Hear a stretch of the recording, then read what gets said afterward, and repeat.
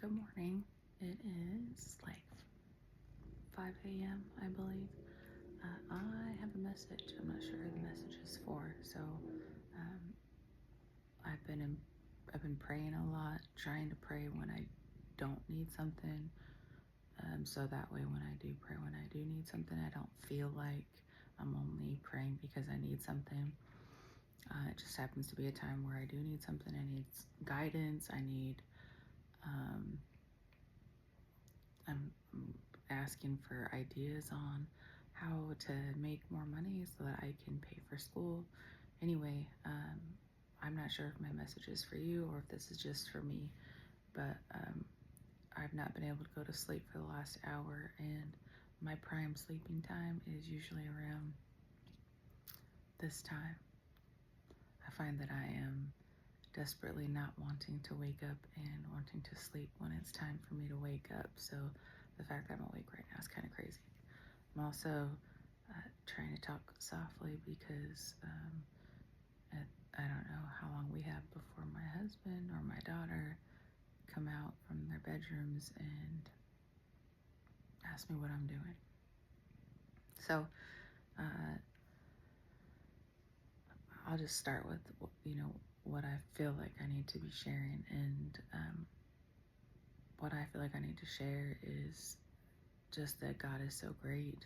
Um, and God's great to, everybody. And I know that that's hard to hear for some people because usually the people you see that are talking about how great God is are the ones that everything's going good for, um, or the ones that have had everything, kind of made easy for them, or handed to them with this perfect cookie cutter life, and you might not think that fits for you. But perfect is subjective. Like, it's up to, my idea of perfect is probably different than someone else's idea of perfect, and your experiences kind of shape or determine what that is for you, what perfect is for you. My idea of perfect years ago is different than my idea of perfect now, or perfect for me. So I will explain why I'm not one of those people that say that everything is perfect, or I don't know. Anyway, I've had awful things happen in my life. Um, I've lost people very close to me. My sister, my dad, my grandfather. This is many years ago, so he wasn't that old. Um, I've had all my belongings stolen. I have been without housing before with a child. I've lost a marriage, or failed at marriage. I probably fail at marriage more often than I'd want to admit, but this one's still going, thankfully. Um, I if I really took the time to focus, and have a pity party, as I would want to say it is, I could probably describe many things that I've experienced. But the way I shape my view is choosing to be a product of it, instead of being a victim of it. So those things, I find to be my strength now, and I have maybe more resilience, perspective. I don't know. Maybe that's what makes me more appreciative. Anyway, so my God is a God that is forgiving and loving. My God doesn't keep people out of heaven, or keep blessings from people that live a life that's different from mine. life, I'm not perfect either. I'm not free from sin or bad choices or um, flaws. Um, I'm flawed. I make tons of mistakes every day. And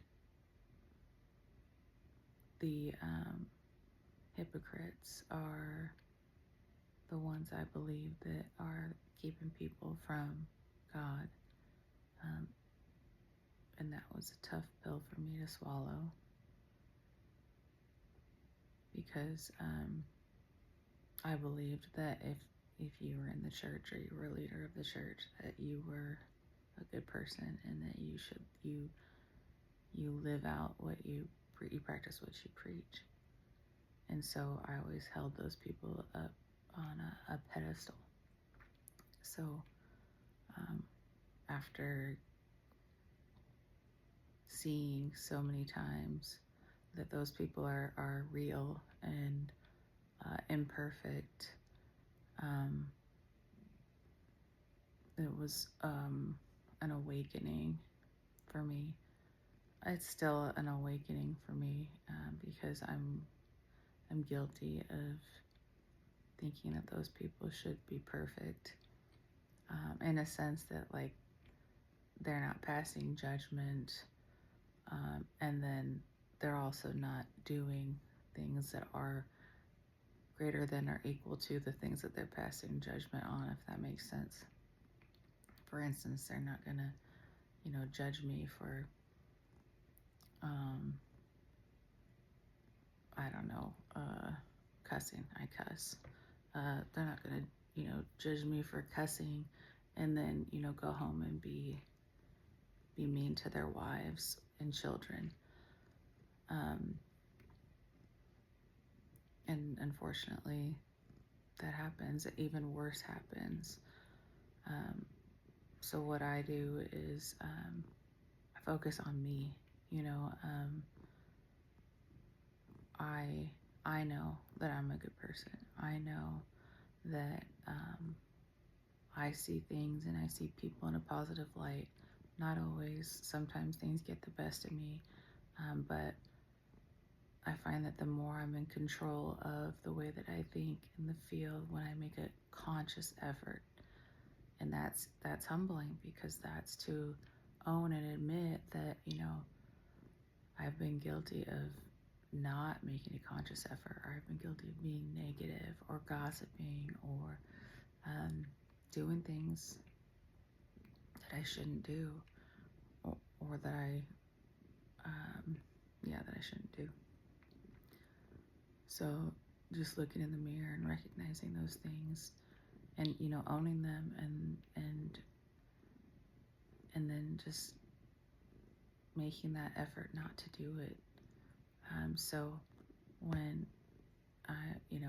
for instance, I had a pretty bad injury recently where I broke my leg and my wrist, and that was 3 months ago, and man, I found myself just so down and depressed and crying and not liking myself and feeling really guilty, and it took. Everyone else would tell me, no, don't feel bad. And while I appreciated that they cared enough for me to say that, I had to be at a place in myself to admit to myself, my harshest critic, that I was, letting that get the better of me and not pretending like everything's okay, but being open to things being okay, and changing my perspective. So while it was pretty tragic and I was stuck in bed for months and felt like a burden, I was a burden on my family. I was work for my family.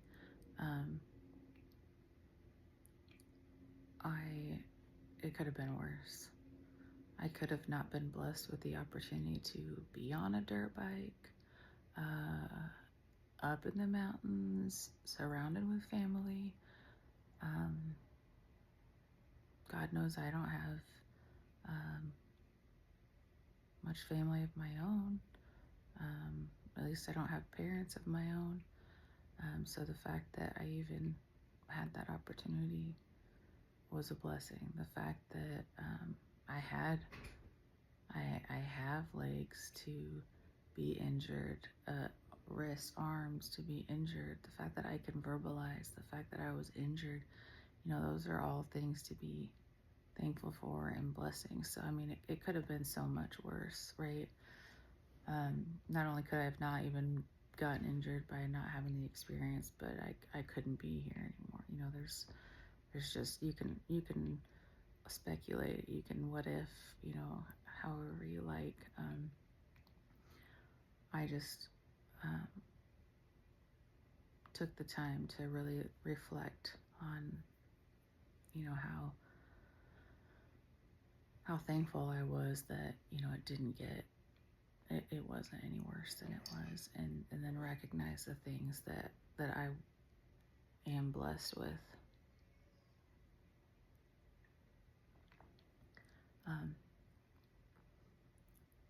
Also, okay, so I don't even know if I'm gonna post this. I just couldn't go to sleep until I did it, so we'll see. My urge is to just try, I guess. And you can't try, well, you can do whatever you want, but I don't find it reasonable when I would pray and expect something good to happen right away. Because if my expectation, for instance, I am trying to figure out how I can stay home with my toddler, support my family, and go to school.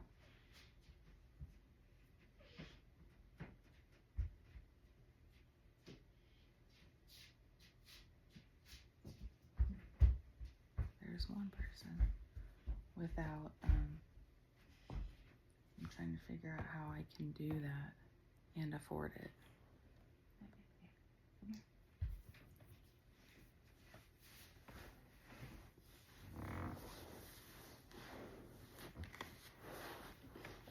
And so I've been, I started with praying for guidance, praying for blessing, just to, stumble upon a piece of artwork at the Goodwill that is worth millions of dollars. I don't know. Clarity to identify expenses in my home or within myself, like my shopping,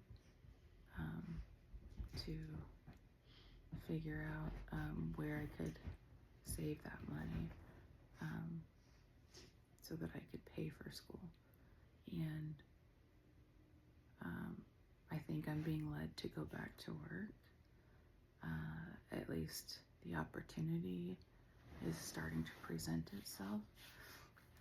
But that's an example of praying and then not expecting a immediate fix. So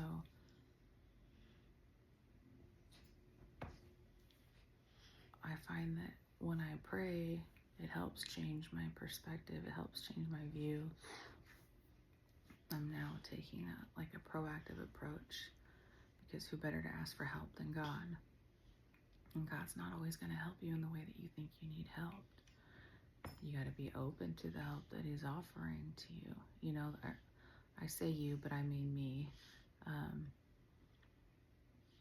I didn't want to go back to work because the work that I do is mentally and emotionally really tasking. It's in, child welfare. And when I started going to school, it was so that I could, I could get a job or career to maintain a healthy work-life balance so that I could, potentially make more money and with less amount of time while working. Going to school to become a therapist, my thought was that I could work, a few hours a day with, meaningful work and make enough for a comfortable life for my family with the flexibility of being anywhere that I am at with my family because of, telehealth situation. So that's not going to happen overnight. It might not even happen. I just have to be open to be led to where God points me. I am having a really hard time just talking about myself, which is weird because if I'm in a conversation, I find that easy. Again, I am not perfect. So overall, my point is that God has so many blessings for you. God has not let me down. That's not to say that bad things don't happen, obstacles don't pop up, because they do, man, they do. But I find that, thinking about those obstacles and those negatives don't help me to get to where I want to go. I don't forget about them. I learn from them for sure. But I'm not gonna solve my problem by thinking about the problem. So I've been praying, asking God for guidance on how to move. I woke up at 4 a.m. this morning asking for guidance on what to do and guidance on God, let me go to sleep, please. And I don't know if it was my ADHD or God saying, no, you're going to record this video first and then you can go to sleep. Hopefully my whole family's not up by the time I'm done recording this, but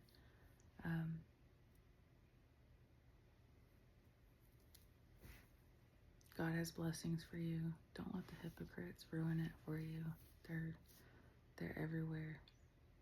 What other people think and say about you really don't matter. What matters is how you feel about yourself, but how you truly feel about yourself. And if you don't like that, then you gotta be open to what you do like and how you want to be.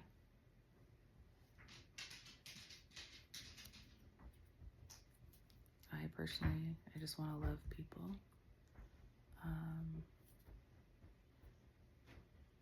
I'm in a stage where I just want to, mostly be with my family. I want to have, selfishly, I want to have a good support system in a time of need. I also want to be a support to people that are in a time of need. I want to be in a place where I can give that of myself. I don't want to die alone. And I don't want my funeral to be empty. I want people to be there. So I need to be the person that people have good things to say about and people want to show up for. And that can't be superficial. It has to be real, because at the end of the day, I gotta be okay with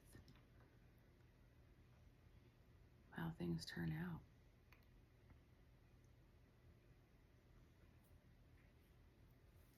And that's up to me. So, my advice is be thankful for the little blessings. Be open to the little blessings. Don't pretend like everything is perfect. But instead of focusing on what's not perfect, focus on what perfect looks like for you and how to get there. But you can't do it without prayer. Not easily, anyways. You can achieve things, but you can do it with help from the man upstairs, or you can do it as an uphill battle.